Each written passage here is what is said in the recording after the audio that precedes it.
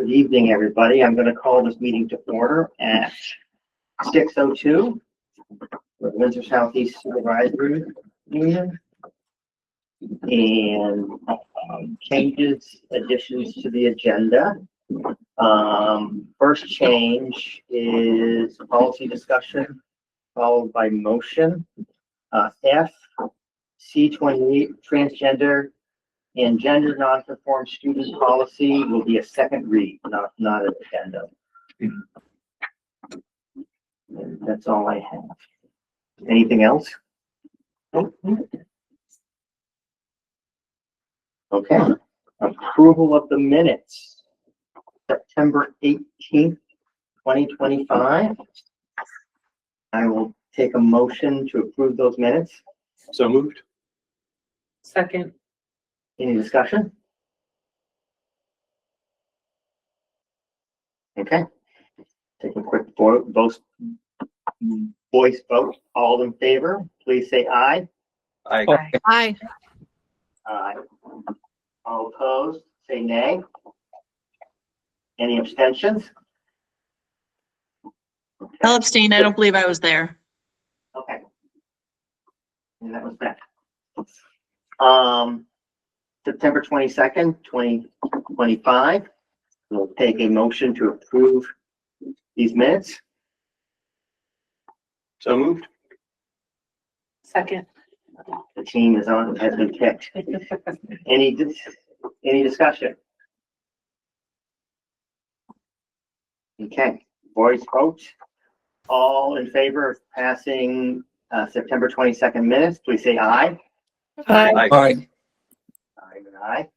Any Aye. opposed, say nay. Any abstentions? Me, abstain. Okay, Megan is an abstention. Thank you. Okay, thank you.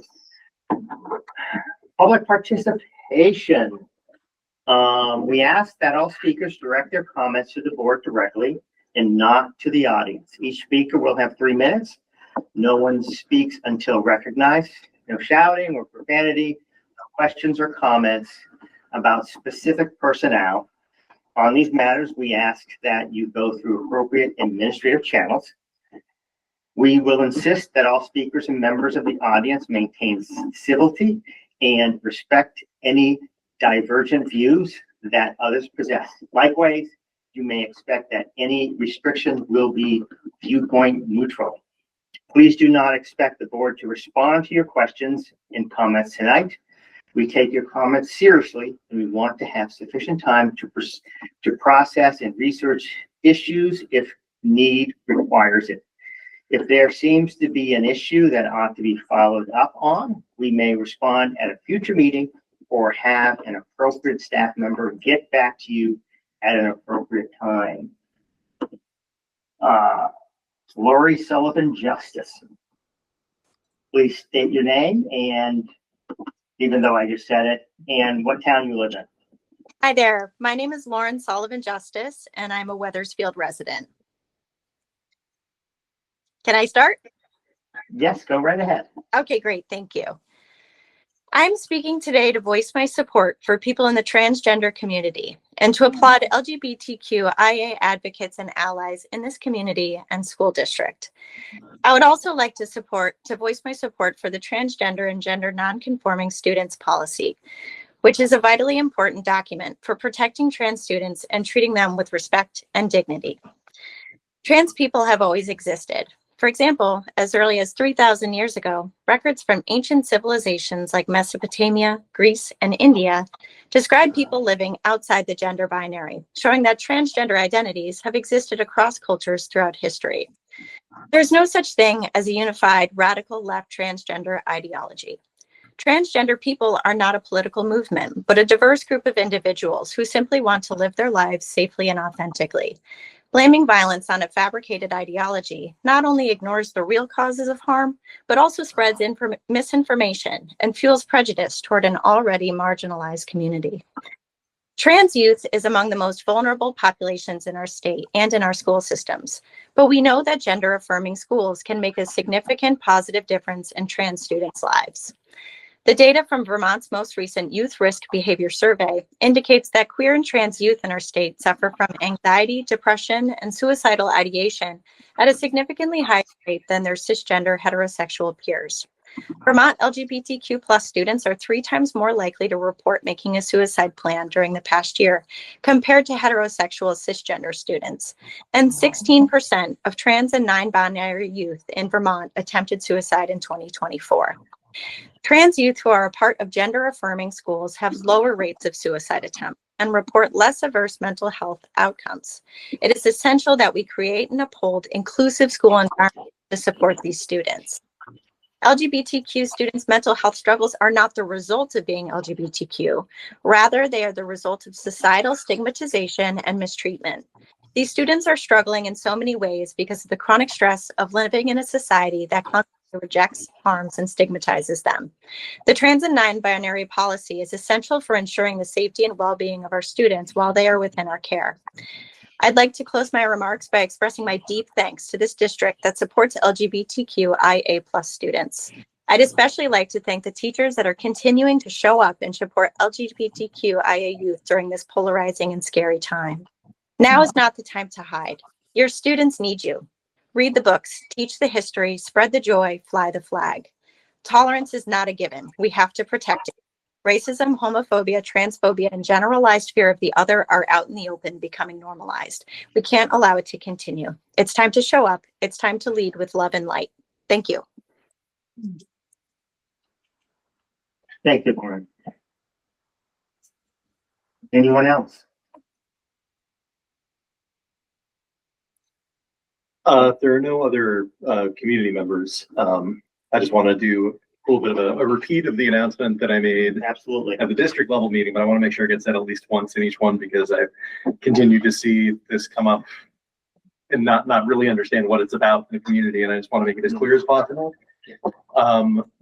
The letter of intent between the Windsor Southeast Supervisory Union, Hartford School District, and Mountain Views Supervisory Union, that effort to show our intent towards the redistricting task force so that we can have some agency should that consolidation happen, which is theirs in the legislature's decision, is not related to Woodstock building a new larger high school. There are no plans happening now or any plans for plans to send all of these students from Windsor to Woodstock. I just want to make it like crystal that that's not a thing that is happening. That's it. Thank you, David. Not a thing that's even been discussed. No. Is there anyone else? Okay. Should we do the dinner, the community dinner? Oh, yeah, you want to announce it? I don't Thanks know. for remembering. November 6th, the Mount Escutney School Board will be doing a community dinner at the Trinity Evangelical Church at 4. It's like 6. We start setting up at 4:30. I think we serve at 5:30. Okay, Yeah, 5 5:30. to 7. Yeah, thanks, man. Any other board members or anyone else here who wants to show up? It is open. It's a good time. Thank you. Anyone else? I have a shout out. Sure. We've had 2 of our high school teams in the playoffs recently. So field hockey in the playoff, and they did a fantastic job. They didn't win. And we had the girls play. The soccer team played on Saturday against People's Academy. It was a really, really, really great game. It looked like a final game.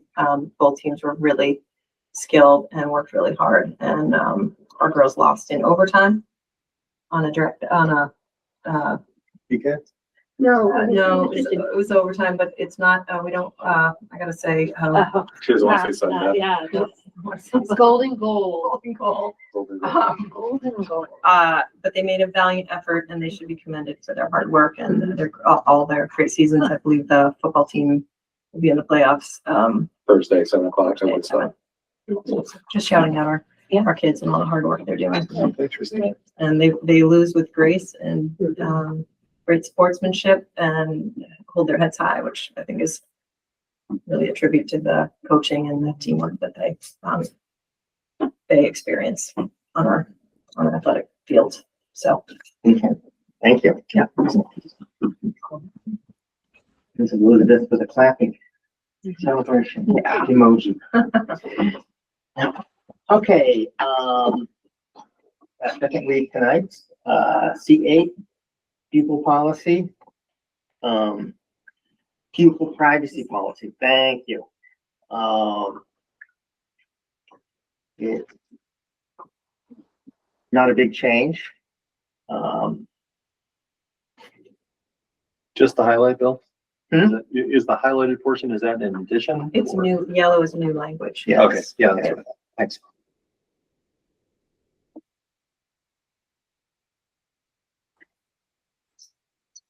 I think the one change from last month was we changed parent, legal Yeah. guardian to just legal guardian. Yes. Yep.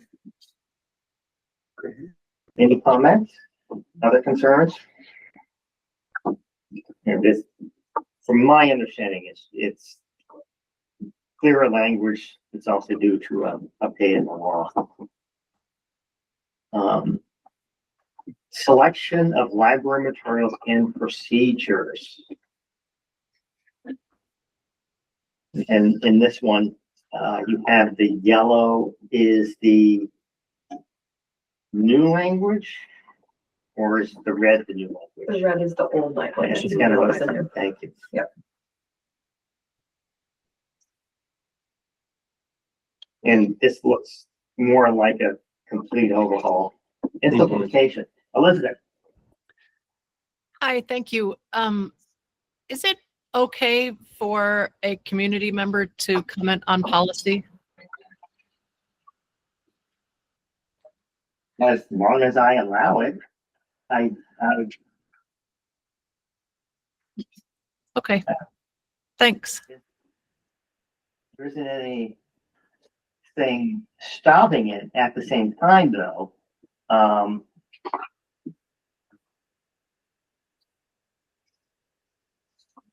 What's your opinion, Elizabeth? I see that Liz Frederick has her hand up and she is the librarian in Brownsville. Okay, And I think she has a library comment. that's, I would look forward to hearing from Liz on this subject. Go ahead, Liz.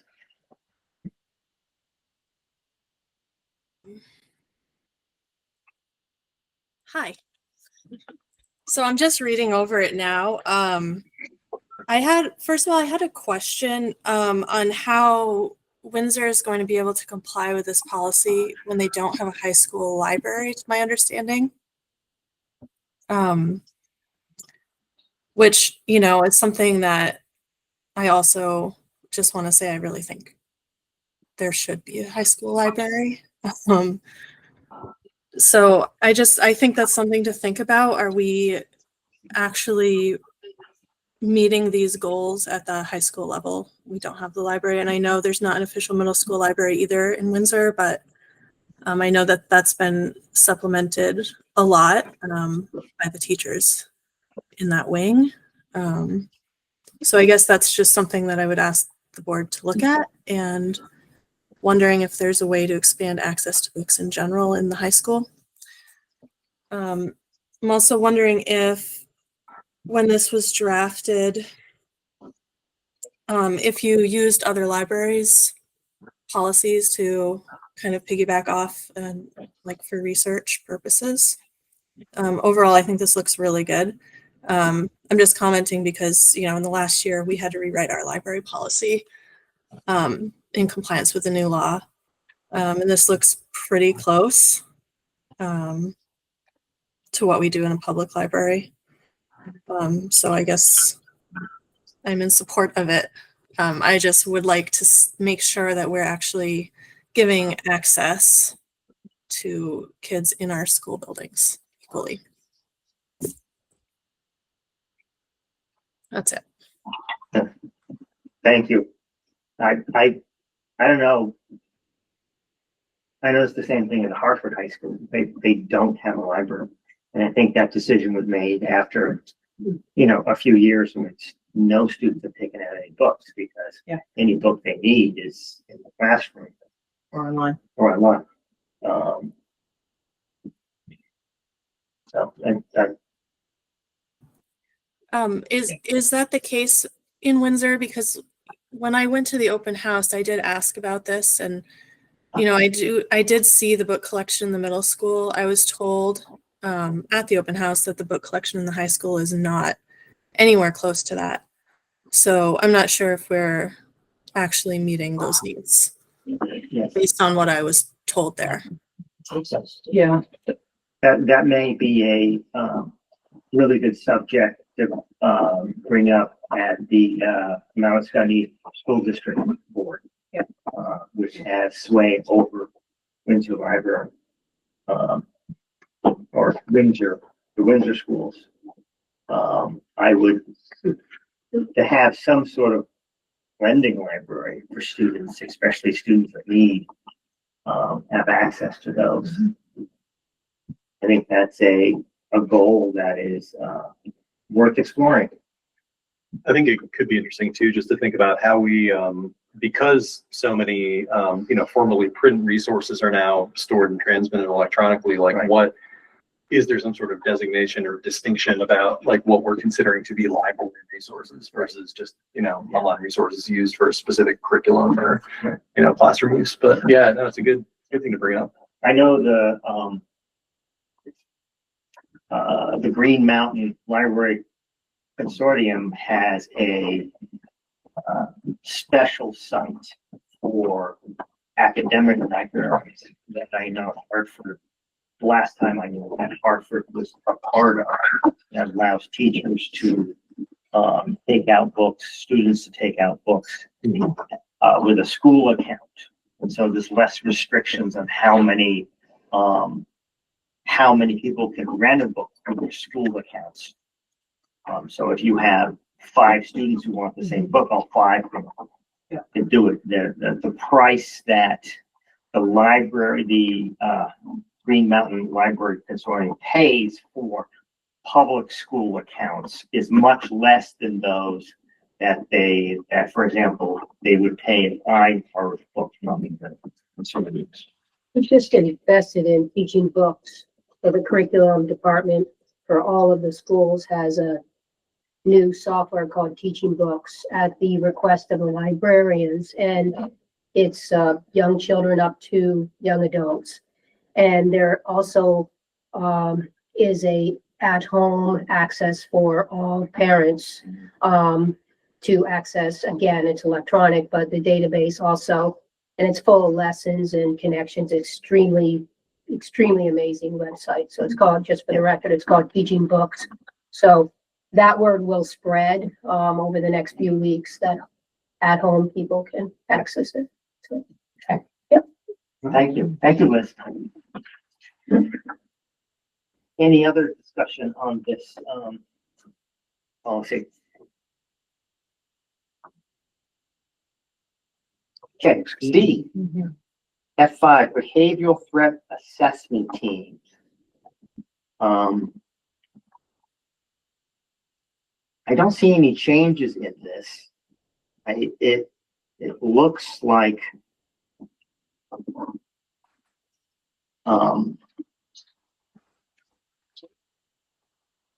everything in here is fairly new based on the fact that most of the laws from Vermont on behavioral threat assessment teams is quite new. Basically, this just lays out this, the SU's and school district's responsibility to have a behavioral threat assessment team to have behavioral threat assessments take place. Yeah. It's something that we've been working on for the past few years. So we do have teams in place. We, essentially following the guidelines of the policy already. And one change is we have to be trained annually. Our teams have to be trained annually. So we have signed up for annual training in November. Each school has a team, typically made up of the principal, the nurse, the school counselor, sometimes the SRO if that's appropriate, Jen Halls if that's appropriate, depending on the student needs, and other people as needed, but that's the full team. What system are you trained on? Anyone? Behavior threat assessment. What system are we trained on? Yeah, is it like a particular like? The last one we went to, yes, it was like the, I know Evade is one that yeah, I the think it was hospital that are doing one. that's become pretty Um, popular. Our training is in November, so we'll see if it's changed. Okay. Based on what the AOE decides to That's cool. have us trained on. Elizabeth? Thanks. Christine, is that training the behavioral assessment day that's coming up? I think No, that's tomorrow. that's what I thought. Is anybody from our supervisory union attending that? Yes, I'm going with one of the Windsor principals and the Heartland principal. Kind of take turns. This one doesn't count towards our annual training. Right. So last year, Weathersfield and one other principal went. So we try to take turns. So I'm going tomorrow with Colleen and Frank. It looks like a really interesting agenda. I really look forward to hearing about it. Yeah, yeah. I've been before, and it is always a good learning experience, to be honest with you. So, yep, I can report back next month. Thanks. Thank you. And it's free. We don't have to pay to go, which isn't always the case. So, Yeah, wish the, what was it, Vermont Fest, the technology one. yeah, it's free. That was free, right? Okay. F42, Windsor Southeast SU, acceptable use of information and communication technology. No changes this meeting. For the third reading, we will have changes. Okay. Some of them will be purely semantics, like what nobody refers to Web 2.0. Okay. But there will be other less semantic changes that I will bring forward. Okay. So more to follow. Okay. We may want to extend this for another reading. We can do it fourth Yeah, reading. yeah, sure. Yeah. Thank you. Okay.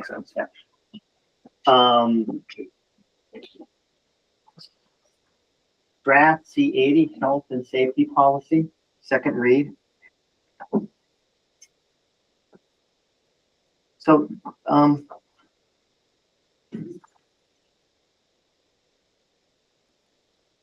No changes since last time.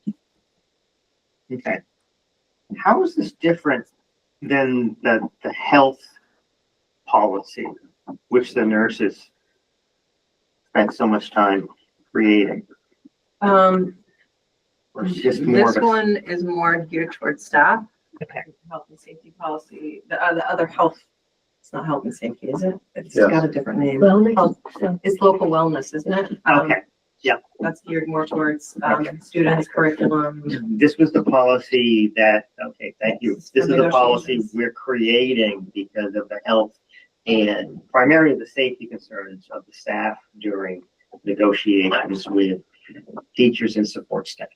Okay, So there's some language in the contract now, yes. and we shared that we would create a policy and then we would take that language out of the contract. Yeah. So this is the policy, yes. Have we had input from staff on this? I shared it at the union leader meeting. I linked it to our agenda and shared it with them and told them that it was on the queue at the board meeting. Okay, So I haven't heard, haven't sent it out to all staff. I can certainly do that if you would like. I would. I'd like Okay. any staff who has an opinion on it to be able to come in to the third reading if they have strong feelings about it. And I would be, I don't want to pass on. I'd just like how Liz has expertise in library. I'd be happy to hear their opinion during the discussion of the policy. You got it. Yeah.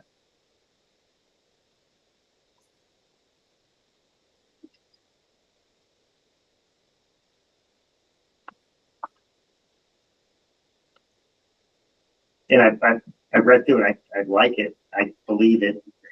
Here's the contract. Yeah. And it has been vetted through Yeah, our legal counsel, so. yeah.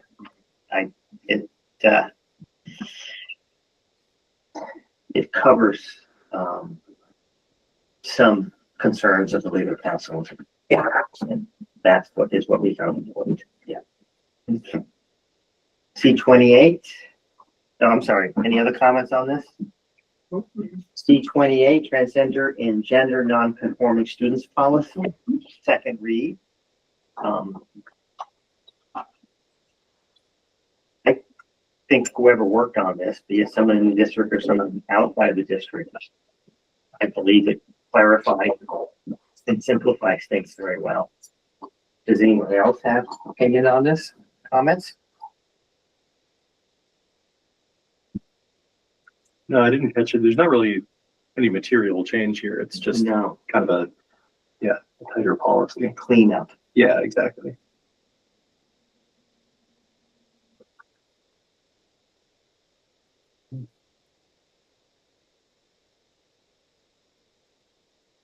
Okay.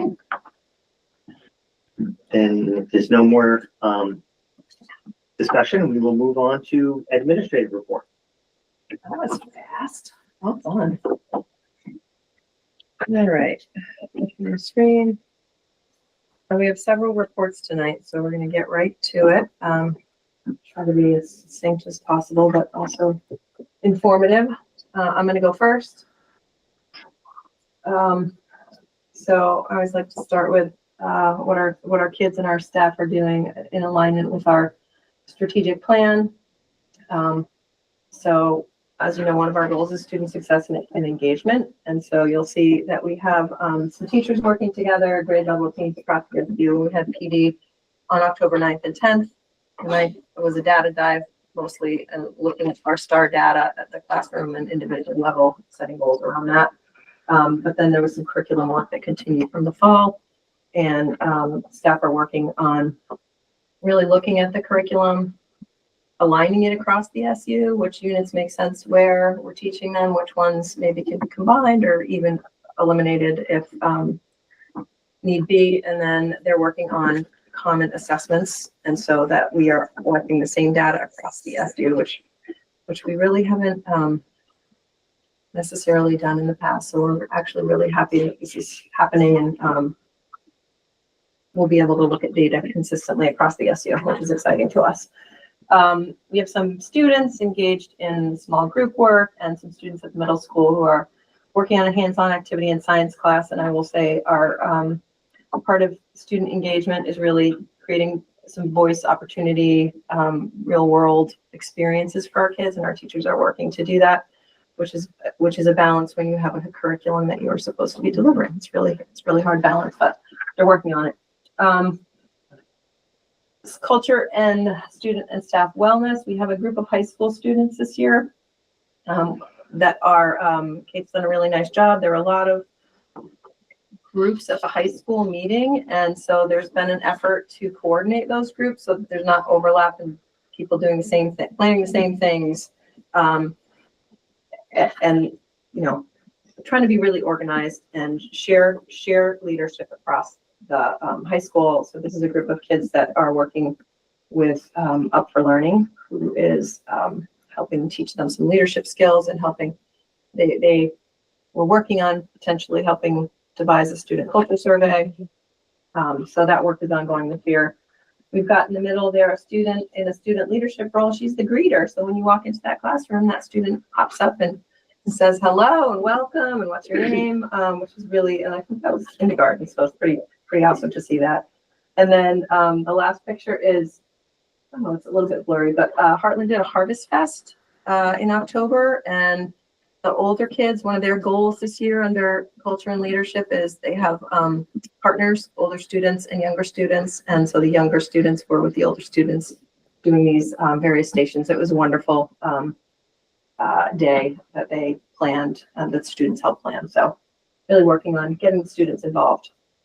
As you know, we've been really focused on behavior work across the SU. Tracy's going to show you shortly an pretty amazing bullying prevention video that was created by the students in each of some students in each of our schools. It's hot off the press, so you're going to be the first ones to see it this afternoon or this evening. And then we did our first behavior data dive with staff last week at a staff meeting.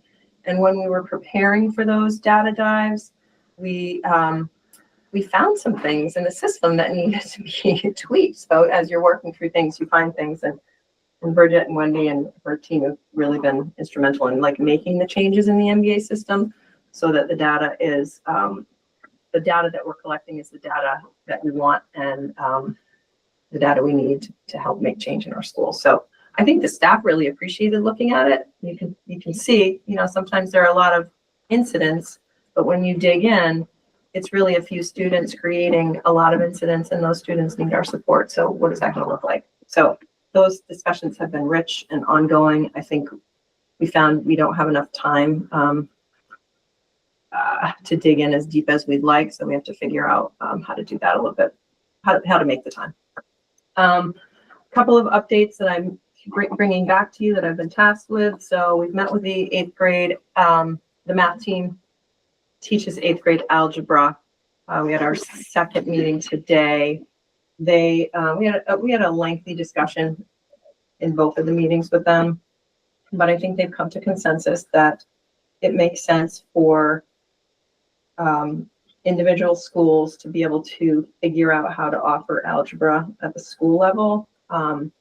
And the reason for that is they feel strongly that 8th grade math should be taught to all students, because within 8th grade math, there are algebra skills, there are also geometry skills, there are also other 8th grade math skills that might be being lost when they're just taking algebra.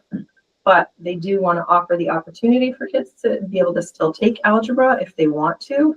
So the discussion was, it could be an elective taught by their math teacher. They understand that doesn't necessarily come with a high school math credit, but it does allow a student to then go into geometry and gives them more time to fulfill the math requirements for whatever area they're going into. We talked about VTBLC being an option, and I think it's going to be a case by case how many students want to do it. If there are a lot, I think the principals are committed to figuring out how their certified math teacher could offer an elective. If there are a few students, I think they are in support of offering VTBLC with support of the math teacher. So I think it's going to look different depending on the school and the year. So we also talked about, you know, maybe this makes sense for next year looking at the numbers, but maybe not the following year. So the board is okay with that. I think at some point you have to vote on it. You voted to bring 8th grade algebra to the SU level. You have to vote to not. So put it on a future agenda. That's okay. Okay. Larry and I have been meeting with the maintenance staff as we were tasked with at the retreat. We had some really great conversations. I think we probably could have made it happen with a side letter of sorts, but when the staff went to their Uniserv director, the advice was not to make any changes right now due to consolidation potentially happening. So we're not doing it right now. Yeah. But we did have some great conversations with them, and it was the closest we've ever been. Closest we've ever been. Yeah, for real. So, and as you know, there is new legislation on a cardiac response plan. So I've been meeting with the nurses. We met with a representative from the medical center in Burlington. It's escaping me right now, the hospital, who gave us some draft policies and checklists for us to use to create our own, and the nurses are working on that, but we will be in compliance. It's actually really important to have these plans and these checklists. You do have to check the batteries in your machines to make sure they're working, which we hadn't had a protocol for in the past. I mean, the nurses were doing it, but not, consistently across the SU. So is that Fletcher Allen? yeah, I think Fletcher Allen thinks about. Yeah. Oh, UVA Medical Center now. Yes. Yeah. Yeah. He used to work at it. Training. So part of the plan means you have to have people that know how to, use the machines and administer CPR. And so we are bringing in a person to teach the people that we determine should be required. Which school personnel, besides the nurse, should have this training.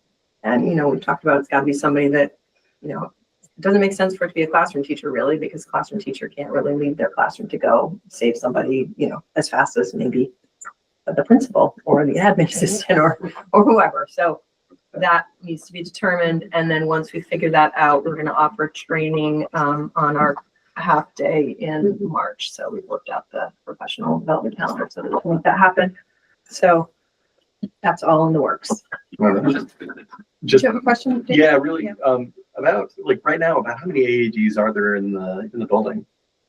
Or I should say, There's a minimum one, Yeah. but there should be At one. Windsor now, there's one on every level. One on every level, Windsor. yeah, because of an incident. They are talking about, the nurses brought up in our meeting that there should be a machine accessible to outdoor Yeah, sporting. Windsor does have one outdoor. Yeah, other sporting. rules. It's different at every building, so it's good to. There's at least one in every building though, Yes. and there's conversation that happens Yes. outside it. Yeah, no, Yes. that's, in Yep. my experience, that's what I've seen them needing, so yeah. And it's great. I mean, there's a cost to it, so. You gotta know where they are, so at least on the ones in Windsor, if it's on the floor, all staff should be aware. I mean, you pass them Right. all the time. Right. But they there should- might be kids who don't pass them, right? Right. Depending on where they go. So, yeah, it's really good work. And it makes sense. Yeah, So, absolutely. Quick federal funds update. The government is shut down. I just want you to know it hasn't impacted our funds yet. Because we're forward funded, so our funds are coming in. We are concerned about SNAP services, and those, I think, November 1st go away due to the shutdown. And so we are going to be diligently looking to notice if our kids need support and figure out how to offer them support to the best of our ability. Elizabeth? Thanks. I just want to say that the legislature is also working on this, the emergency board, which is made up of the governor and leadership from both the House and Senate and several administrators. I think they're meeting either on Wednesday or Thursday of this week. We already have money set aside for SNAP. So it won't be a problem to fund that gap. The problem is how to fund the gap because SNAP is administered through a program called EBT, which is what? Oh, I was just saying, yes. Yeah, EBT is something benefits transfer. And it is Yeah. Electronic benefits. electronic benefits transfer. Thank you. And it's the card that SNAP funds are loaded onto. And the administration of EBT is also not working right now because it's part of the shutdown, and it has been included in the SNAP shutdown. So we don't know how the funds will be distributed, but we do know that we have the funds and we want to distribute them. And I think that's what will be decided on Wednesday or Thursday. That is great to hear. Thank you, Elizabeth. Takes a little bit of the worry off my mind. Okay, just quickly, I don't have much to update on the redistricting task force. Sessions have been going on across the state. We've been sending out information for people to take the survey, which is now closed. And I think the last redistricting engagement session is tomorrow. There was a virtual link. I think the right one's out there now. Or there was a link sent that didn't work for some reason last time. So 3 maps are being discussed as far as I know. CTE. There's a BOCES structure that's will be discussed, and strategic regional high schools. And Elizabeth has been attending those meetings for us, so I think she should Go ahead, Elizabeth. definitely weigh in. She knows far more than I do. So first of all, at tomorrow, the task force is meeting from 9:30 to 3:30, and then at 6:30 is the last public input session. So I highly recommend if you're of the mind and have the time, go to that. But there are two extended, so they're gonna, on November 10th is the day that they will, the task force will see the actual map recommendations.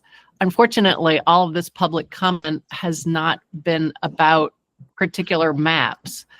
And so if you plan to go and make a comment, it can't be about a map.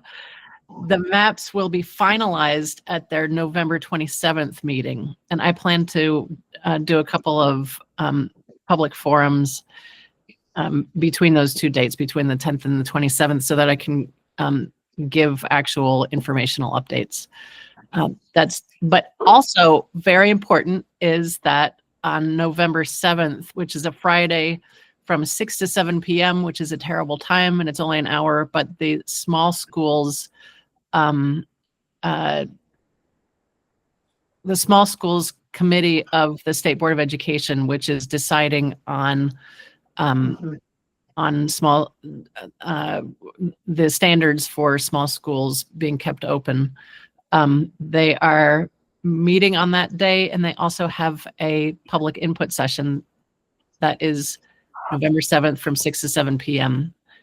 And I will be sending out information. I'll send you information about that, Christine, so that you can put that in your thing. Yes, I'd be happy to. Thank you, Elizabeth, and thank you for attending all those meetings for us and keeping us updated. It's really helpful. One more thing. The Commission on the Future of Public Education in Vermont has been talking about the makeup and role of school boards, and also the role of public input on school closures. They have finalized their preliminary draft of their report.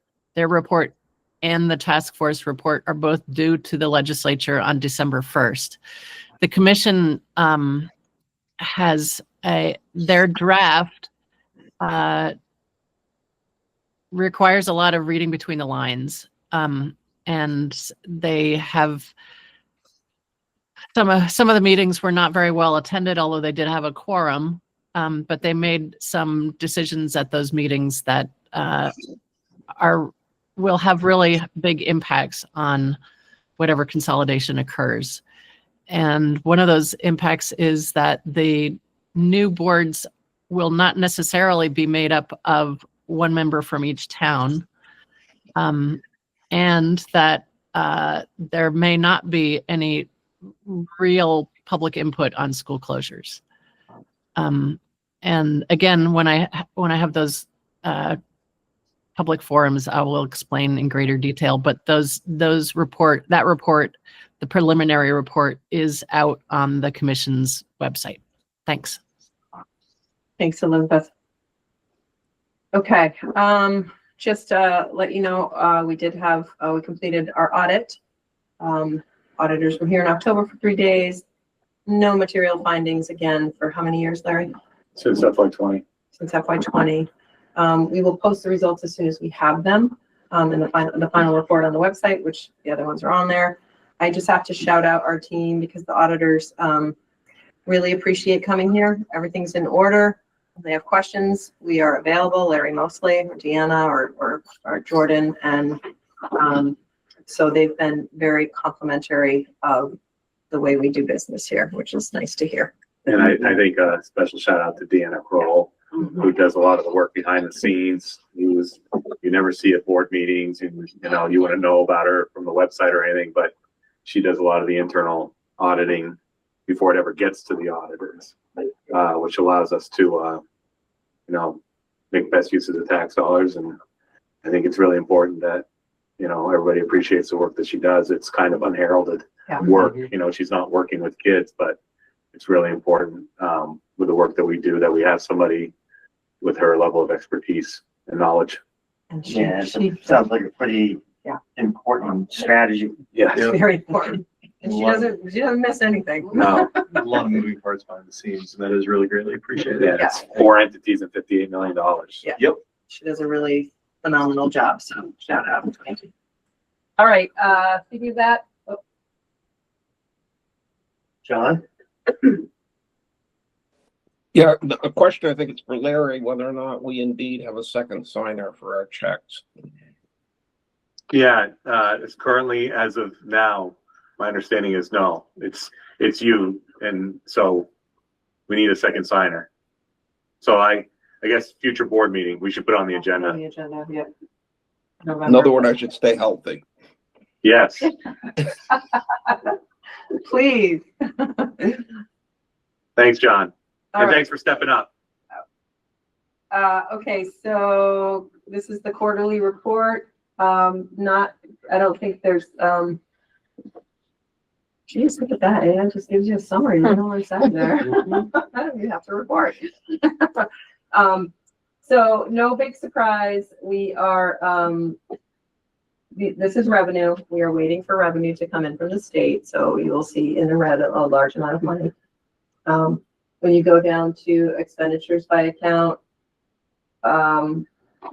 there is a, when you look at it, there's some large, in the red, amounts. I think we know that we under budgeted special ed. So a lot of that is the actual cost of what we are, providing for our students around special ed. And so we're working to write that budget. You saw that last month, Larry presented. Nothing's changed, I don't think, in that realm, or too much has changed. So, we're gonna fix it, but you're gonna see red for the time being. Anything you want to add, Larry? With your No, we expect, it's very early in FY26. As we are hiring a payroll person, we have Jordan Sargent doing the job of two people, which for the first quarter at least has saved save some money. some money.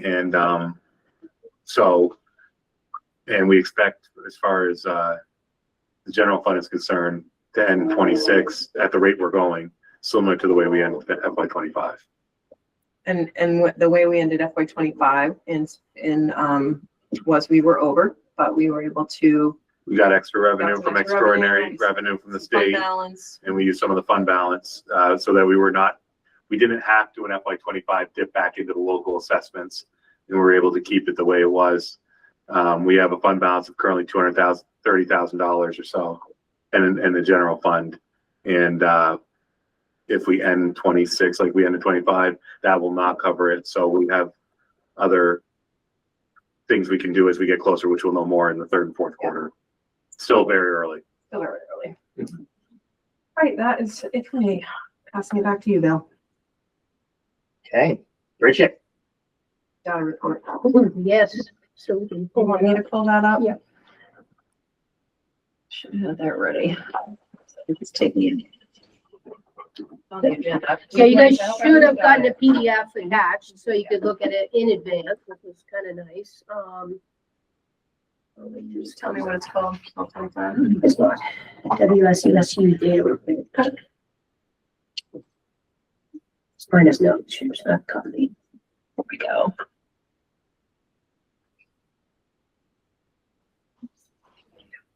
So I shall out in your. I should have had it ready. I won't be waiting so long. Sorry. No, I didn't read. Okay, there we go.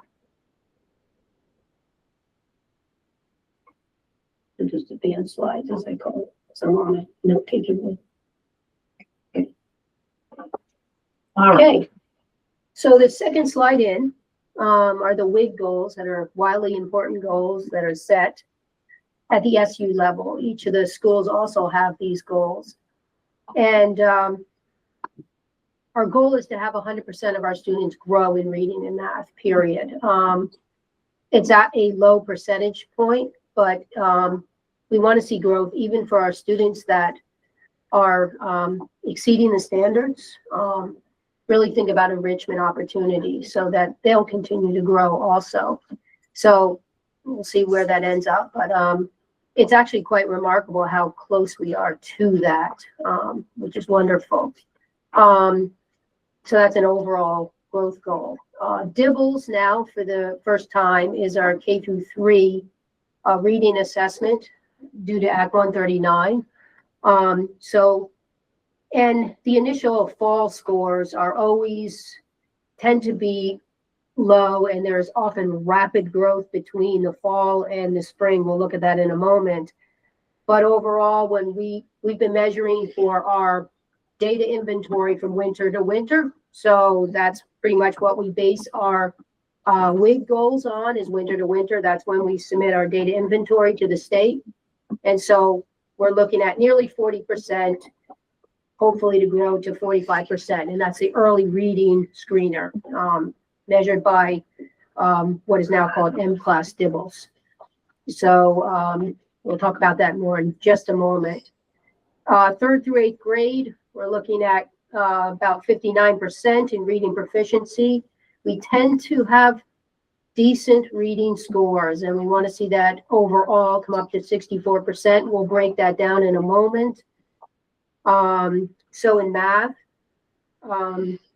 continues to be a struggle statewide, falling in lower, obviously, than reading. We're looking at having 43% raised to 50%. That's a lofty goal, but we've seen great growth over the past year, especially at the middle level, and we'll talk about that also in a moment. And again, these are winter to winter, so we'll be checking in probably in a board meeting, I would guess in March on the winter scores. Just throwing that out. I think it's Late February. could be the late February one. And then finally, yeah, well, I'm still here. Yeah, the percentage of students in 9 through 10, you notice we only have a reading weight goal, and that is partially because we this year for the first time have a unified assessment to give our 9th and 10th graders in STAR math, and so we didn't have data to set our weight goal in math with, but we're well aware of work that needs to be done at that level, so keeping that in mind. Okay, so breaking down M-class DIBELS, next slide.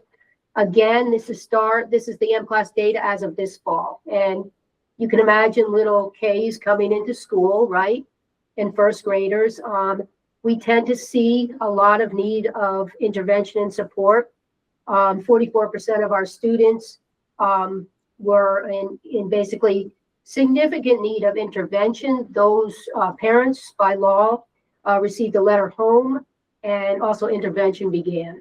So that's like an immediate action that occurs even starting the first week in September. So parents are aware that some kind of intervention has begun. And again, in general, with this reading screener, we tend to see pretty rapid growth by the winter time. So we'll update that data afterwards. But intervention at this young age is super, in terms of direct intervention, and the results are usually extremely positive. So that's the DIBELS.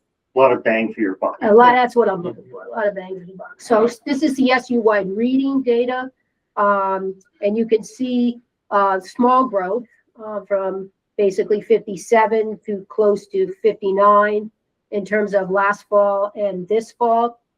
I have to be honest with you, I'm not a big fan of fall data in general, because you're looking at different influencers. You're looking at last year's instructional time period, right?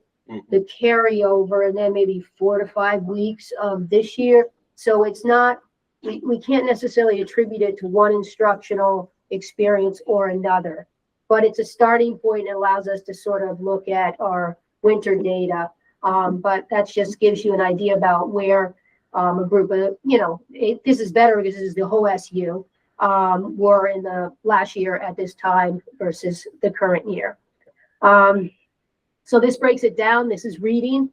The good news about the reading data as we move up through 2 through 5, 6 through 8, and 9, 10 is you'll see growth, as you should. And this is what I mean. Students tend to respond with the kind of intensity that occurs in literacy in those early grades very well, and carrying them into the middle school. So we're looking here at, again, 51% to nearly 58% last fall to this fall. I think in general, the curriculum work that's being done, looking at how we instruct in literacy block, I think we have a much more organized system of intervention going on across all schools at this point in time. I think it's paying off, and I'm hoping we continue to see that payoff, especially at these grade levels. So that's reading. If we move to 6 through 8, you're gonna see what I mean. This is 63% and nearly 62%. So a 1% drop with changes in students, that's, you know, so close. And again, fairly decent numbers. What I get concerned about is that group of students that get stuck below the benchmark, and how are we addressing that 6 through 8? I know that there's been more attention to intervention at the middle levels. Full-time person in Windsor addressing at this point in time, very aware of some of the extra support needed to move certainly our yellows up to red, and perhaps our students that are performing in the red up to yellow. So I'm hoping a little bit more attention at the middle level about intervention. We can not only continue with the number of students at or above the benchmark, but address some of the students that tend to stay below the benchmark, see if we can get some movement there. 9-10, again, this is actually tends to be usually a growth. You'll see growth again by the winter data. This usually is closer to in the 60 percentile. So take a look. I've got to drill down to look at that 9th and 10th grade data. I know this is a slight drop, and figure out what exactly is going on. But again, winter data, often students settle in. They've had X number of months with teachers. We might see a jump at that point in time on the 9th and 10th grade. The 10th slide, which is our data over time, we're following the same group of students. We will generally do this in the spring and not now, for the same reasons I just clarified. You don't have a full instructional year to look at how a group of 4th graders responded versus a year later. And so once again, we're looking at fall scores. And so we're looking at experiences over last year and part of this year. So I know there's been a request by this board, and a good one, to look at data over time. And I just want to say that there'll be lots of slides about this in the spring data report. It says is when we're going to put it in. But to give you an idea, this is how 4th graders responded at the same time, and now as 5th graders. But again, you're talking about fall data, so it's hard to really know, was it last year that was influencing them, or the first 5 weeks of this year? And likewise, 5th to 6th. But this is the kind of report that's going to come up in the spring, and we hope to do many grade levels, so that we see the full instructional year and how that influenced the same group of students. So stay tuned for that. Yeah. Before we move on, I think it's important to point out that this has been a discussion in the past, of the fact that when we were looking at 6 through 8 data and 9 through 10 data, those two age groups are, when they transition from 8th grade to 9th grade, it's a completely different group of students. Yes. And in the past, it's been voiced in hopes of a way to at least take a look at 9th graders, all 8th graders, and then the next year to be able to look at all 9th graders, regardless of where they go. Yeah. Be an interesting data point. And we can do that now, because all of our data is at EduClimber, so we're able to do that. But unless they come from Cornish, we don't get data from Cornish. We could probably, but we don't right now. So do you get data from say Woodstock or Hanover? Oh, how our 9th graders do? No. Yeah. They went in. I don't know what assessment they use, but not STAR, definitely. It's a great question. Yeah, they might be able by PSAT 10 time if they're taking those, or 11. Yeah. So yeah, it's great. So we're at slide 12. And so this is SU-wide math. Always a little bit different result as we see statewide, although growth. So we're certainly moving in the right direction. I think there's been a lot of focus.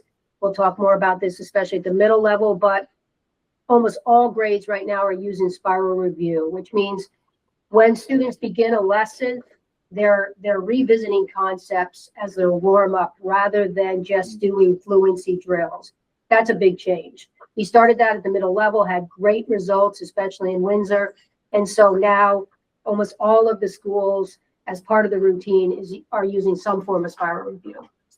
So kids just continually revisit concepts. So we're hoping to see continual growth in math as a result of that. Also, too, more of a focus on intervention, a real awareness. As Christine said, there was data dives on the 9th, I think, and teachers just are much more fluid about talking about data, concerned about their classroom, setting goals for their kids. And I like the fact that that's on the front of their minds. And then continuing our, again, this is grades 1 and 2, very young to be taking STAR assessment. As a side note, we are looking at using M-class math instead for this young age, which would mirror M-class DIBELS. It just seems to be a more developmentally appropriate tool, same standards measured, but just in a very different way. We have found at times that even the reading gets in the way of the math. And so you skew standards if you end up having reading of a problem set getting in the way of a student being able to express their understanding of math skills. So we are exploring the possibility of moving to M-class math for these young grades in the fall. So we'll keep you posted on that. But you'll see the difference in terms of math, continues to be, usually ends up at about a 40% to 48% or higher as students get older. So you'll see 3 through 5 here. We're all the way up to 41 and grew to nearly 46%. Again, I credit that to some of the spiral review that started the year, and just more of awareness with intervention. And then here's 6 through 8. This is quite a leap. They started spiral review last year, so in a way, they've sort of had at least a half-year jump. That's quite significant, as you can see, in terms of growth. And then continuing on, this is the same data that we'll look at more closely in the spring. But what you want to see, obviously, is growth for the 5th and then on through 6 in terms of more exposure and growth. So we'll save a deeper conversation, slide 16, in regards to that. And then Heather?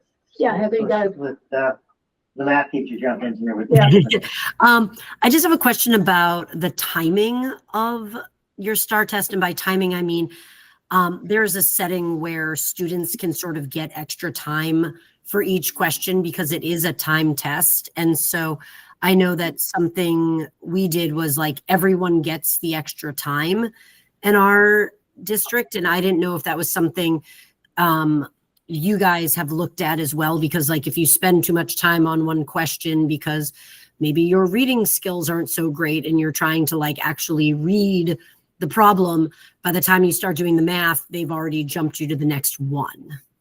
I'm fairly sure that K through 5, all timers are turned off universally. So I'll double check on that, but I think that was agreed upon by each of the school sites. The issue with turning off the timers, though, then your some of your data coming out on grade level as well as region standards is no longer accurate. Yeah. Well, the normative piece. It may affect national percentile. It may affect national percentile. It will not probably affect, I have to think about this, benchmark, meeting the benchmark. Because then you're measuring, can a student or not meet the benchmark? Not how that student does against the nation. Right. But the benchmark is based upon, my question is the benchmark based upon the national age standards? State standards. Right. Right. But the standard score is the same regardless. So we can set our standard score to measure the nation, all the nation, or to measure Vermont benchmarks, how these students do against Vermont benchmarks. It's set for Vermont benchmarks right now, all this data. that we Right, see. but does cutting off, the question would be, does not having a timer affect the accuracy of the benchmark scores? I don't think it does, and it's a great question, only because you're measuring how a student is or is not meeting the benchmark standard. You're not measuring them against anybody. So you and I definitely can dig in. I think that's a good question to dig into, but it's as if it took me 10 minutes to meet a benchmark, right? Versus it took you 20 minutes to meet a benchmark.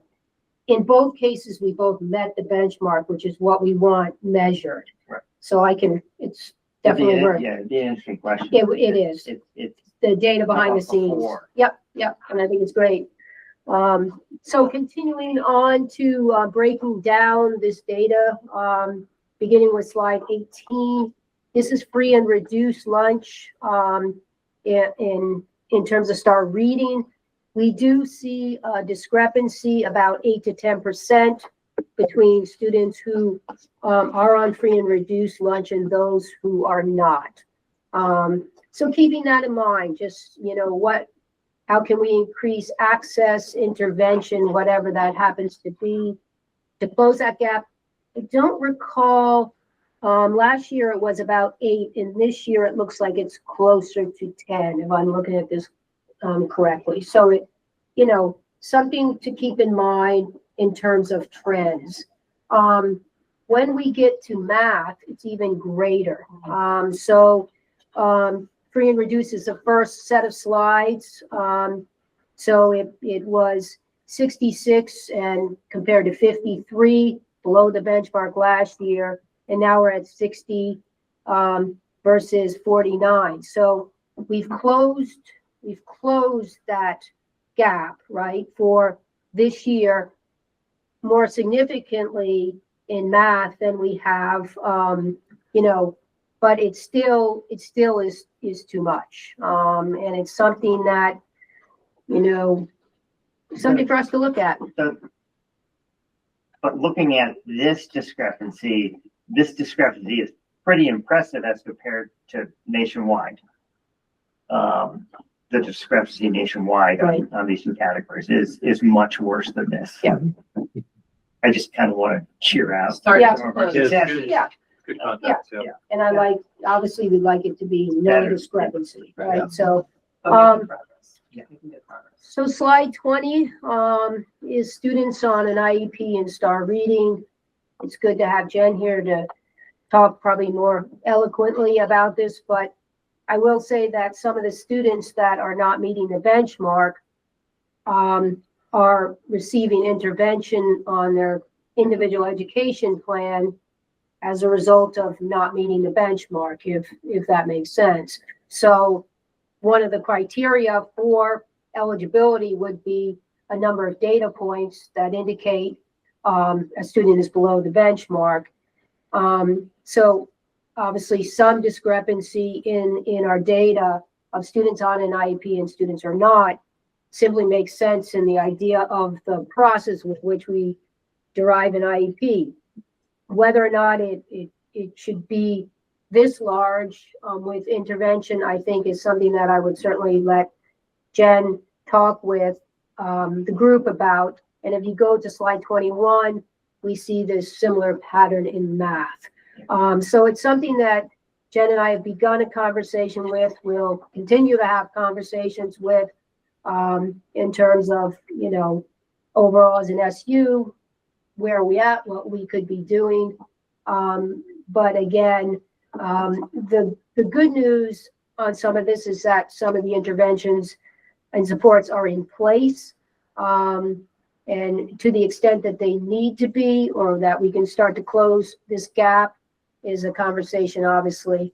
And the other thing to remember is this is all grade levels. So your little ones, right, where you need that intensive support in terms of, let's say, reading, they'll begin to bounce and make huge gains in reading with that support. This is data K through 10.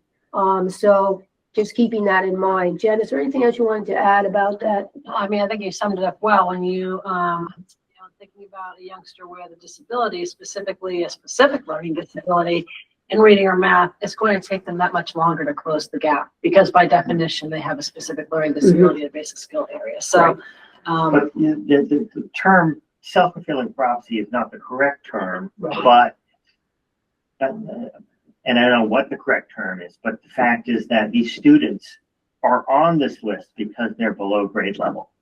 And so when that gap begins to be closed, then those students often come off an IEP and then come off this list. Right. And so, And new students go on. and new students go on. Correct. And so, Right. Yeah. this is a rotating group as opposed to the group before, Right. which those students have a tendency to remain on that list regardless of Right. their academic ability. Yeah, and how can you break that pattern? Always Yeah. measure different Yep. Yep. fits, right? Yep. So this, I mean, Yeah. basically this list, that difference will never be closed. Right. Because of how that list is made. Correct. Great. So, as Christine talked about, we have a few new systems in place. One of which is MBA, attendance and behavior data. So we're just giving you a small sampling of that, tonight, and you will hear perhaps deeper reports at the building level reports, and faculty has had a chance of looking at this data. So on slide, number 23, this is how reports come in around just attendance. So overall, the district, for example, has a 95% attendance rate. You'll see 1,300 parties, which might make you jump a tad. But I just want to remind, as was spoken about behavioral data, if, for example, one student decides that their mode of operation is to be late for their classes, okay? So 7 classes, let's say, times 5 days a week, times 40 school days, that would be 1,400 in itself. So it seems like a lot of tardies, but when we start to drill down, we just have some patterns that have to be interrupted. And, you know, first period is another time that we see late. You know, it's like, well, my car didn't start, or you could have left 2 minutes earlier. A lot of first block issues, generally at the older level, but some at the younger level. So again, it's great because it puts this in, you know, in our horizon to take a look at and address. We're also looking at chronic absenteeism this year. We've got school engagement coaches. At this point in time, the good news, it's down 3% from this point in time last year. Again, I think simply because we are addressing it. We've got school engagement coaches that are taking a look at students that are chronically absent and what those families need and reaching out. So hopefully that 3% down from this time last year holds, but that's really good news. And, you know, we want kids in school. So I think that's fabulous. You want to say anything about the new, we'll be sending out information on? Oh, this yeah. new- So, this new plugin for parents? but- yeah, there is a coming up. Parents are going to be able to go into the portal and write that their child is out sick. It'll come right into the attendance secretary rather than relying on phone calls back and forth. So that will be an option with which it's not have to, but it's an option that parents can just fill in that. We'll have information on how parents can access that portal. They also will get alerts if their child is tardy twice. So there's a lot more kind of push going out. I think Hartford has a school system like that. It's not MBA, it's another one where if your child is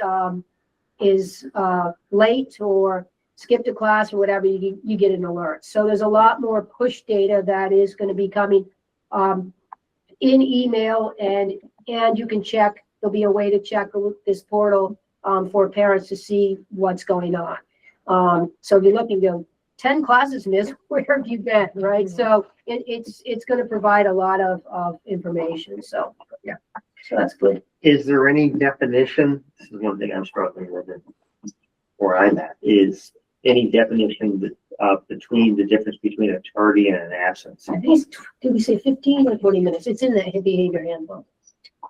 It's, well, it's actually on the admin agenda to Right. clarify tomorrow. Right. Yeah, because that's Stay tuned. questions coming up for us too. And we have no there. Yeah. Right. So when are they late and when are they, you know, Right. with the class? Yeah. Yeah, so, yeah, that's tomorrow. But, Stay yeah. tuned on that. Yeah, stay tuned. Okay, and then the next one is the dashboard. This tells how many incidents. I will say it looks like October dropped, but we only did this mid-October, so stay tuned on that. But this, it just is overall the average logins, sessions per day. And, you know, we'll keep an eye on that. This is really great news because for staff, for students, you know, across the board, people are looking at behavior and attendance data this year, and I think that's a good thing. It also lets you know where things are occurring. As you can see from slide 25, most of these are in the classroom. So when we get log entries, most of them are occurring in classroom. Knowing little ones, I'm not surprised, also on the playground and at lunch and in the hallway, what we call the loose structure time periods. None of that is probably surprising to all of you. So that's kind of interesting data too. And so the teachers look at that data and they say, what can we do better out on the recess field or at lunchtime to improve this so incidents reduce? So it's really pinning down. And the last slide, just quickly, again, we're not surprised that time of day tends to be the middle of the day, where we see the most incidents. That's when recess and lunch occurs. All this kind of stays in line. Maybe sometime around 10 o'clock they're getting hungry. I'm not really sure, but we can figure that out, and or tired. But it's interesting just to see that come up and then kind of come back down. But If they're not you in know, school at 12 a.m., right. Staff is learning how to use the system. Right. That was actually my Yes. question, Yeah. is that just user error? Of course, Yeah. yeah, we have a principal that I always Okay. apologize because we do a test students, right? And so we put in these incidents and tests and then we forget to remove them. So this child was misbehaving at 12 Yeah, a.m. but some of Right. it's just user error. Yeah, it is. That's It really right. is. Yeah. It is. It's all good. It is all good. So anyway, this at a much deeper level, teachers can drill down, they can see, you know, what classroom it's coming out of, even what students, what can we do to support these students and so on. So it's been great. So, Yeah. Good. Questions, thoughts? No, this is Okay. fantastic, yeah. They're starting to break it down too, and by gender, by we can run it by being reduced versus non-being reduced to see if there's any trends or patterns.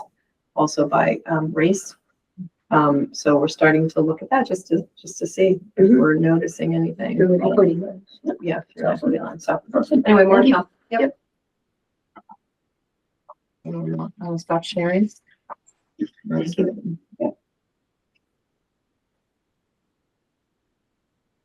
John, Yeah, a question I didn't see in any of the data. Is it collected, the number of students percentage wise that are on IEPs? And secondly, the goal when the students put on an IEP is to have it be temporary as possible, and the number that we're actually transitioning from an IEP into the general educational population. So our child count, our most recent child count, we have 284 students between pre-K and 12th grade who are currently eligible for special education. It's, I don't know what our current complete student population is. I think we're around 22% special ed eligible out of the entire student population of all our schools, pre-K to 12. That's a rough estimate. And students, you know, we always want to be able to close the gap and have our students sort of exit out of special education. But, you know, there are 13 different areas of disability, and some students are far more impacted than others. Some do transition throughout the years off of an IEP, and some will graduate. You know, when students graduate, they no longer have an IEP. But we do have students who certainly stay on IEPs through until 12th grade. So, and it just really depends on the impact of their disability as to whether they're able to kind of grow out of an IEP or not. If that makes sense. But I think, John, Is there trending one direction or the other on the percentage? Well, so the only data I've looked at is just the current child count data that we have. I can, I think I'm probably slated to speak to the board at some point, and I can show you our data that outlines the number of students per disability area. I can tell you that the primary disability is specific learning disability right now is the highest area of disability percentage-wise, as well as developmental delay, which is our 3 to 5 year olds, followed by emotional disturbance. I think those are our top 3 disability areas, which is not unusual or unlike the rest of the state as far as our count goes. Thank you. Yep.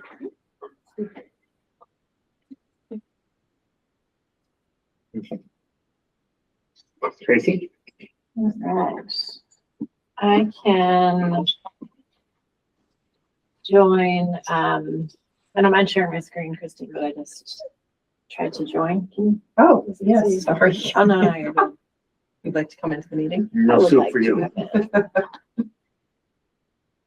They can see her, they just gotta see the screen. You know, you can just. She's coming, she's coming. Oh, weird. So, I couldn't vote for some reason. Sorry, that didn't. All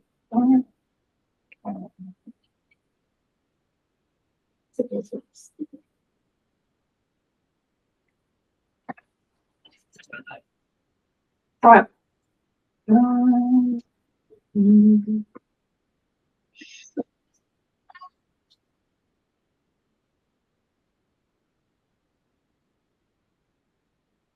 Okay.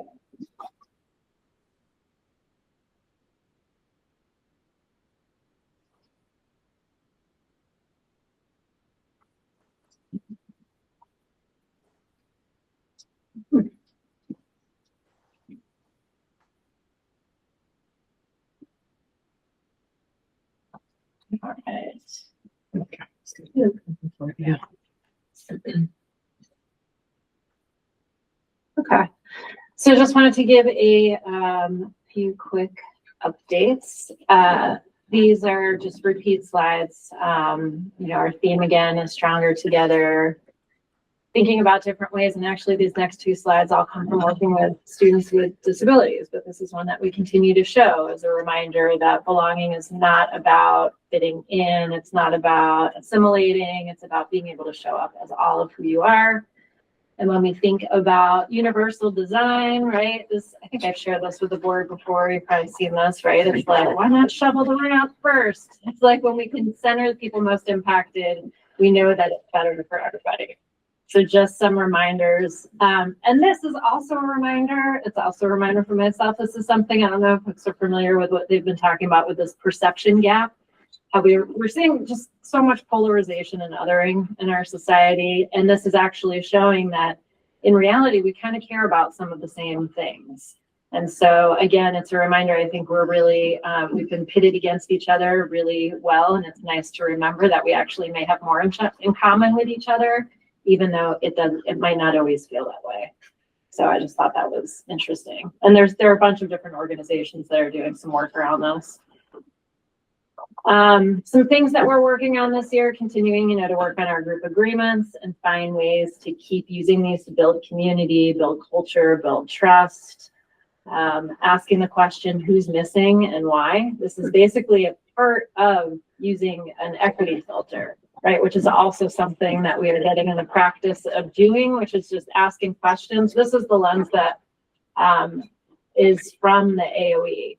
And so we're bringing those in, right? Just tomorrow we have a meeting with the administrative team, and just asking these questions. Where can we ask these when we're looking at the data? How do we continue to surface assumptions, right? What are our own biases that may be coming up when we're looking at data? So finding all the places where we can just continue to put these questions into practice.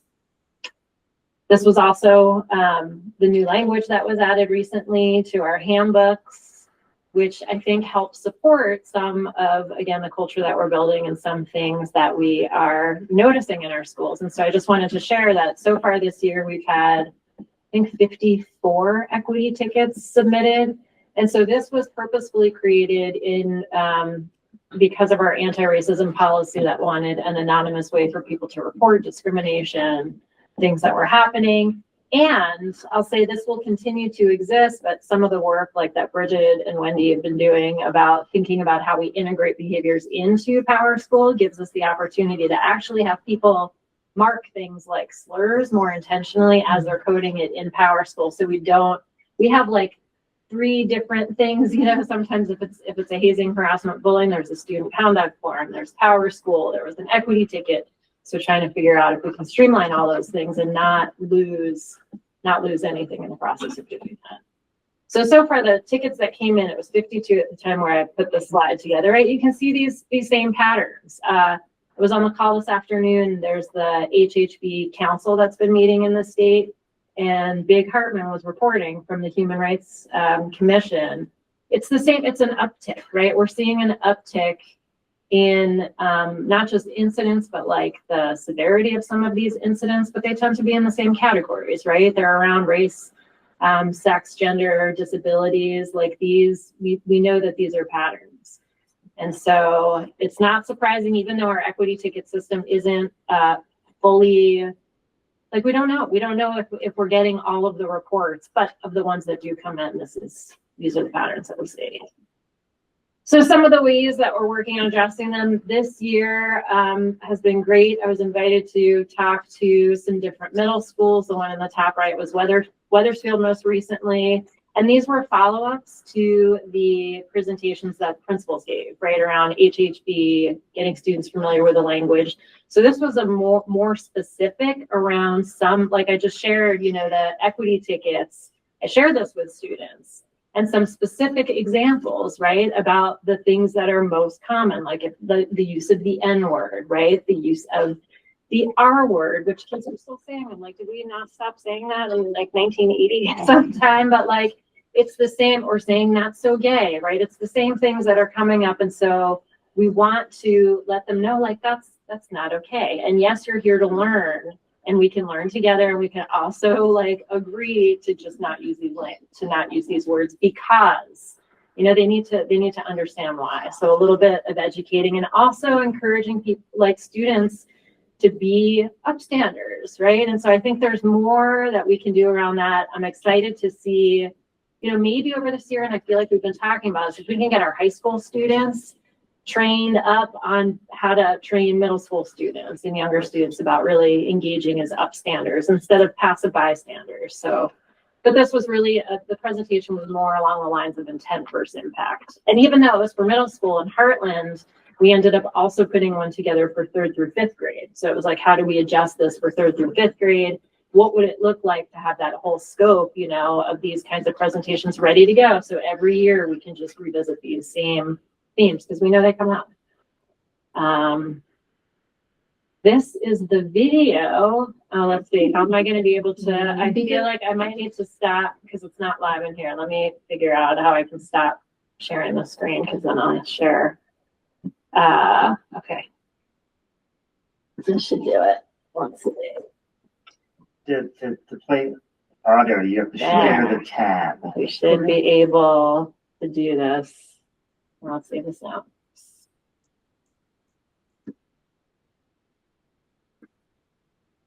The problem There you go. at the volume. Yeah. The mic's gonna pick up. I feel like that's the right. It looks like it's ready, but for some reason it doesn't want to play. Maybe.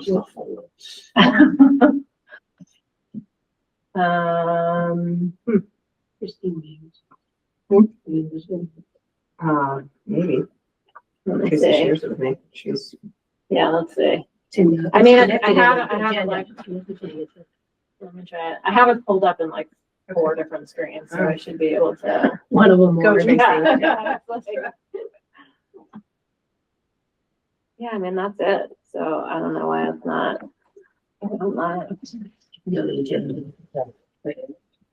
It's not, I don't think this is linked in the agenda, but it's linked in my slide deck. Oh, it's not linked in the agenda. It's linked in my slide deck, which is on the agenda. Yeah, that's what I saw. I mean, it's strange. It's the link. It's just not. Maybe I need to play through here. That's really weird. It's quite good, actually. That's very strange. Sorry, y'all. Did you download it? No, it's on Canva. Trying like a couple different ones to see if any of them will work.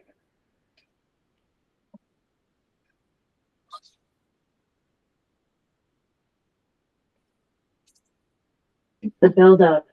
I don't even know who to refer.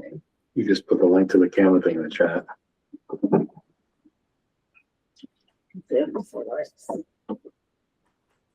Weird. It's the right link. It's just not. It's linked in your report?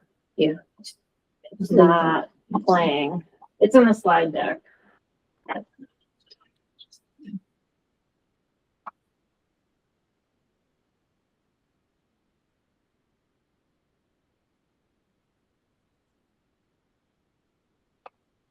You trying that bottom play button too, Trace? I'm trying play buttons. That's very strange. It's I mean, Is it your last slide? No.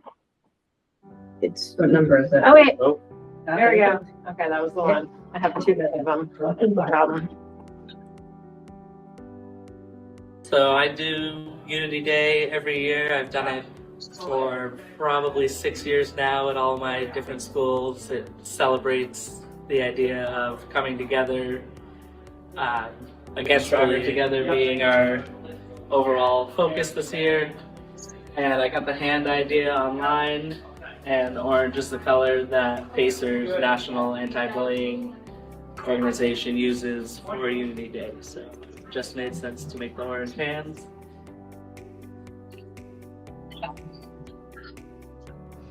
Being kind feels better than being bullied. Two wrongs don't make a right. Being bullied doesn't feel good.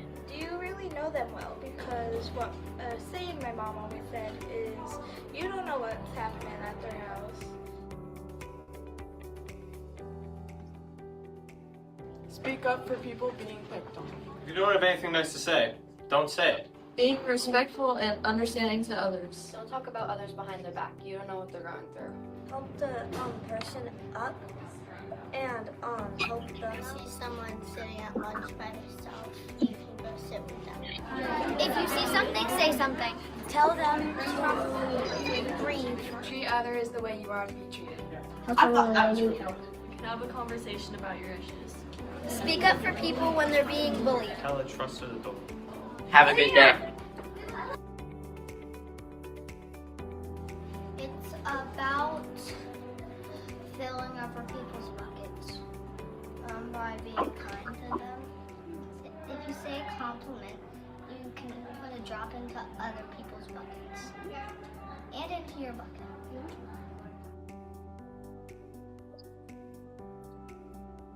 Don't be mean to people. Don't bully others. Be kind to one another. Be your best self. Don't let others get to you. Be friends, not spread kindness, not hate. Be nice to others and treat people the way that you want to be treated. Don't bully people for their disability. Simon says, stop bullying. Be kind to everyone you meet. Don't bully and live in the rate of suicide. Stop bullying when they're being bullied. Bully no one and become a friend. You're not so good at drawing all the time. Hey, that isn't very nice. You okay? You should learn how to treat people better. That doesn't look like a guinea pig. That looks like a stupid wiener dog. You're mean! Stop doing that. Those are mean words. Leave her alone. What? It was funny. It was not. I'm sorry.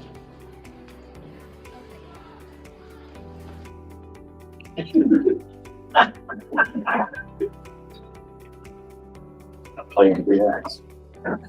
You trace your hand and then you cut it out. Right, like some things that make people happy. Give them compliments, manners.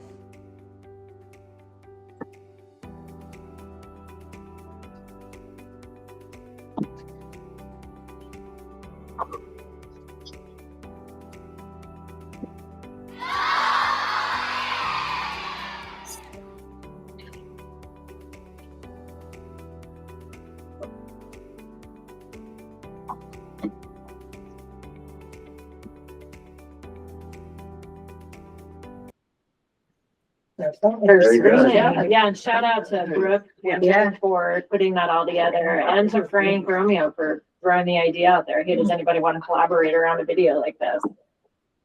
So trying to work the themes again for the month. So nice job all around on that one. Okay. I think I just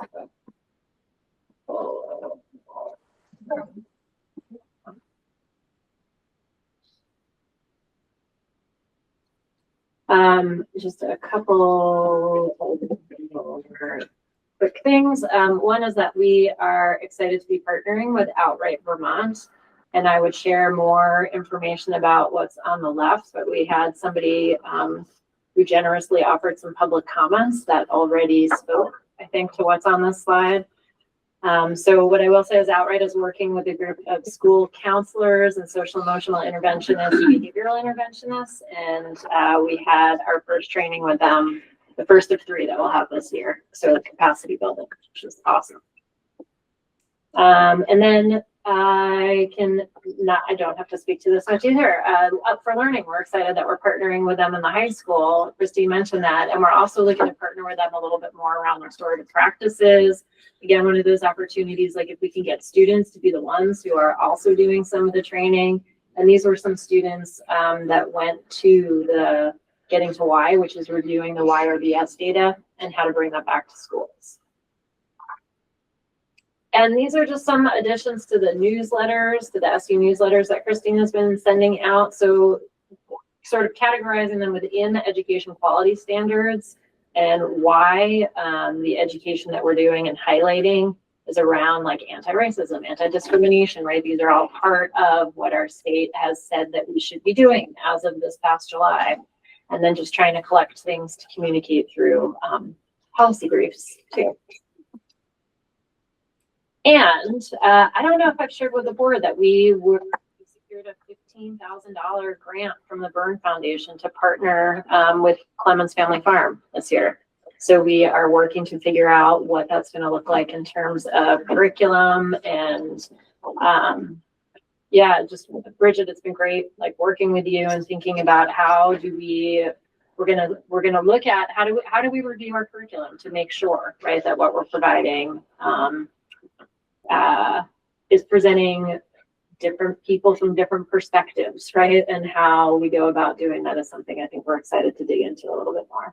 And I'll report back on how that all goes. And I think that's all I got for y'all tonight. Thank you. SU budget, Larry. Okay. So, just bring it up here. So a few things that I wanted to, that have changed since the original presentation, and then kind of an overview of some new parts of the budget book. First, the budget book was public on September 18th. So more than a month ago. It was on the website, out in Christine's newsletters, email to the board. So not major changes, but there are some additions to the budget book and then some things that are more germane to the actual numbers behind the budget that I can go over. The first thing is I included Act 11 in the evolution of Vermont education law, which Act 11 was a spending bill, but it also included the statewide bargaining process for school employee healthcare benefits. I know that's come up at a few board meetings. Somebody asked me for an overview of how we've been affected by the health insurance trends since Act 11, and that's what I included here. So what this shows is since Act 11, fiscal year 20 is when it took effect, and I included fiscal year 19 for comparison's sake. The chart below shows the changes in annual premiums for both the single and family gold CDHP plans. About 75% of our insurance plans are family gold CDHP. For support staff and teachers, and as you can see, in fiscal year 19, a family plan cost $15,320, and now we are budgeting $35,117. So it used to be health plans were negotiated just like how we negotiate salaries and other benefits as part of the master agreement. That was taken away from local school districts and put at the state level in fiscal year 20. And as you can see, an individual plan went from $5,531 a year to $12,677 a year. More than doubled in less than 8 fiscal years. So that's included now in the budget book. That is live. Everybody can read it. The second thing was I want to include some things trying to put the increase in special ed, particularly around mental health and psychological services, which we have seen an increase in our SU more in context with the state. So as you go through and you see all the revenues and this is all the same information that you've seen before in our budget book. I included the historical rate of increase in the program, which you've again seen before. Again, just the headline number is 16% for FY27, 14.6% of which is special education, 1.4% is administration and operations, which is basically non-special education, transportation, IT, superintendent, business office, curriculum, it's DEI, etc. Vermont mental health needs in schools. So I'm just going to read this a little bit. Mental health providers and services are unevenly available around the state. We are a small state. That means some schools have to hire their own specialists at higher cost, and districts that can contract with local providers. The demand for mental health positions is more than quadrupled in the last 3 years, compounding the impact. The chart below on the left shows AOE data of mental and behavioral health positions throughout the state. Meanwhile, the chart on the right shows mental health psychological services spending in Windsor Southeast SU special education for the same time period, illustrating that Windsor Southeast SU and our member districts have experienced a similar surge as the rest of the state. So if you look over here on the left, this is the AOE data from 22 to 25. And over here on the right is our data from 22 to 25, comparing budgets and actual spending. So as you can see, the jump, we were experiencing the same jump. So I want to make sure that was put into context as part of the overall increase in the special ed budget. Finally, what is different from what you've seen when I presented the budget last month? Some minor things. So one thing, for example, I got 2 good news and 1 not, I guess, which is neither good nor bad. So the first is health insurance. We have the VHI request for budgeting that we should put in for budgeting is 7.3%. I was using 11.9% because I was going off of a 3-year running average of last 3 until I got the official number from VHI, which they came in at 7.3%. So that's good news. It's a little less. So that has impacted the SU budget a little bit to the better. I also, communications, you'll see under accounts down at the bottom, you'll see a pretty big increase in communications. And, what is that for? Is that internet? That is not internet. Communications, those are the phones. We have new phones because our old phones are end of life. Use that as an opportunity in the budget to put that and centralize it at the SU level with the lease for the new phones. That will be zeroed out of your local budgets. So that's not an addition in the grand scheme of all the budgets. It's moving money to the SU. So that's kind of a wash.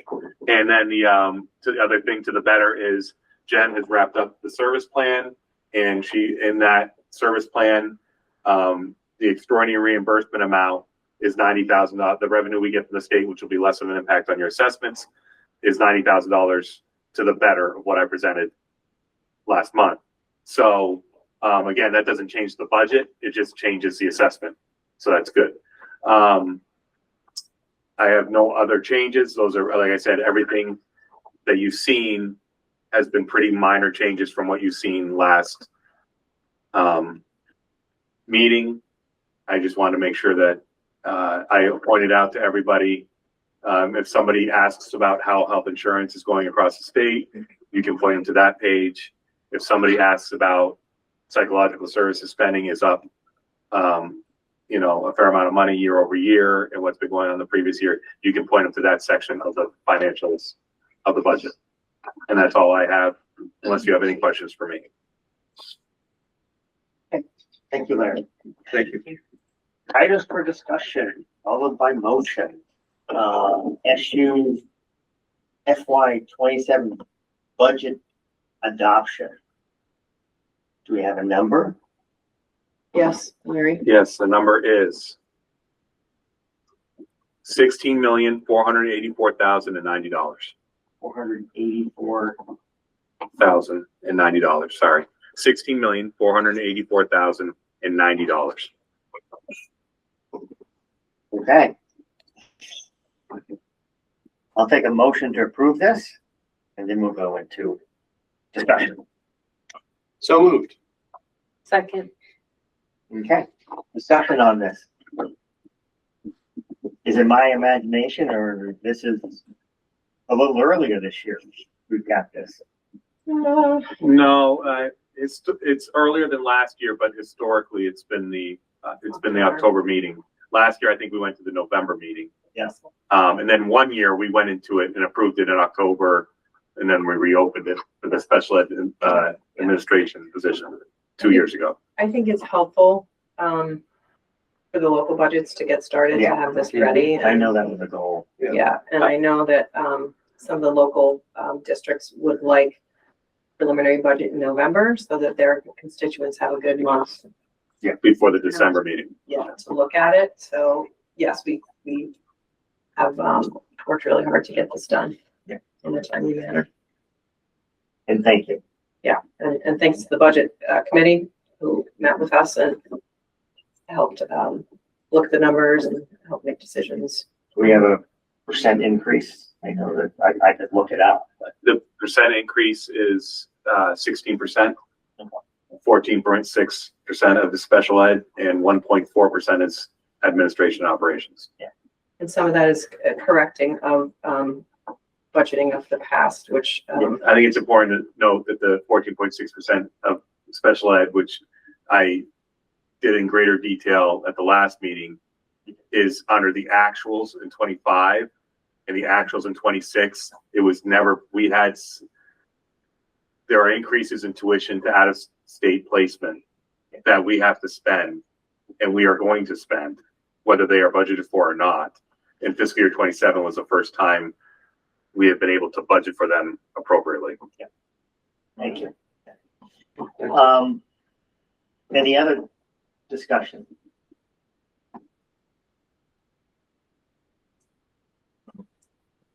I'd like to say the increase is significant, but I feel it's,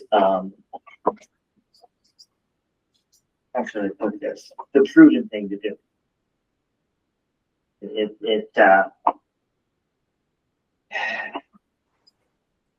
It shows the reality of where we're at. If that's no more, that's a sign back in.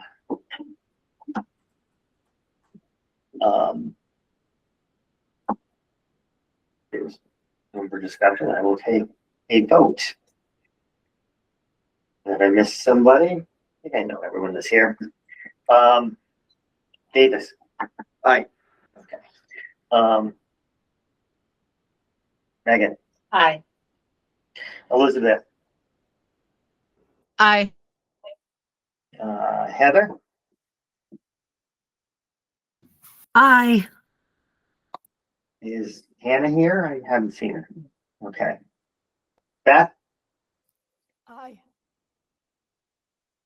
Anne Marie. Aye. John. Aye. Sarah. Aye. And I am an aye. thank you very much. Thank you. And because of the adoption, we will be working on the local budgets now, and news of those should be coming out soon, as soon as this week, because it got adopted tonight. And I will send an email out to the board members of the respective local boards when it goes on the website. Thanks, Larry. Your cover sheet in motion said 16,484,090. $1,090. Okay. Okay.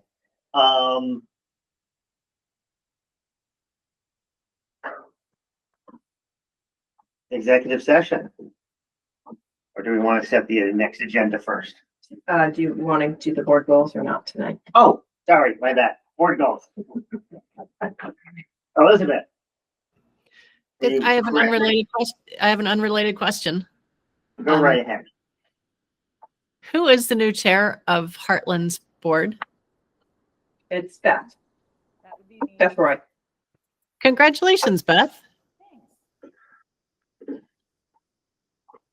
She already ran her first community engagement forum. She did a fantastic job. Yeah. I would expect. Yeah. Okay. Board goals. In reading these last week, I think we touched on it last week. My opinion is just my opinion is the fact that I really don't see any need to change the goals because even though I believe we've made progress, they're all pretty relevant to the things that we want to accomplish as an SU board. But I am open to other suggestions and comments.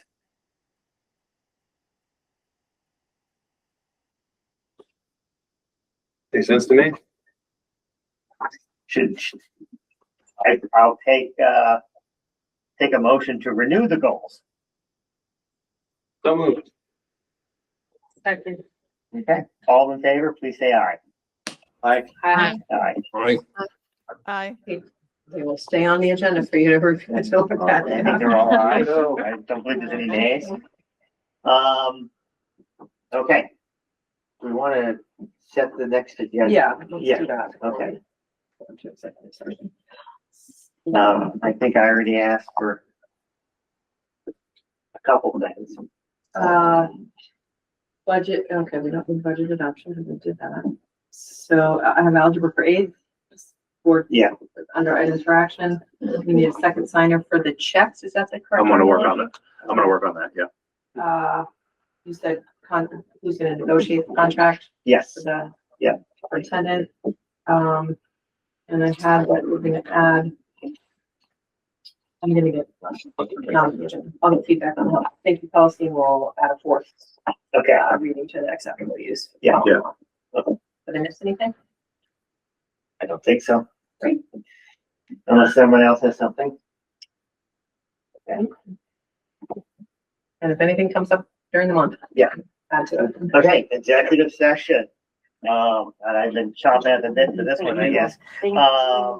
Under Title I, Section 313, we are going into executive session to discuss a lease agreement and contract. So which also falls under labor relations agreements within the so when we stop the recording. Ryan's gonna have a lot of fun splicing together a 1 minute to a 2 hour. Sorry, we can put a box Okay. Okay. All in favor of going into executive session, please say aye. Aye. Aye. Aye. All opposed, say nay. Okay. All right, now I'm gonna stop the recording. Now we're gonna stop the Okay. recording. Okay. We're back from executive session. I would like to make a motion to empower Larry Dower to negotiate an extension of the SU lease of the Windsor House SU offices. Will do. So moved. Second. Going for the bad 1,000 there.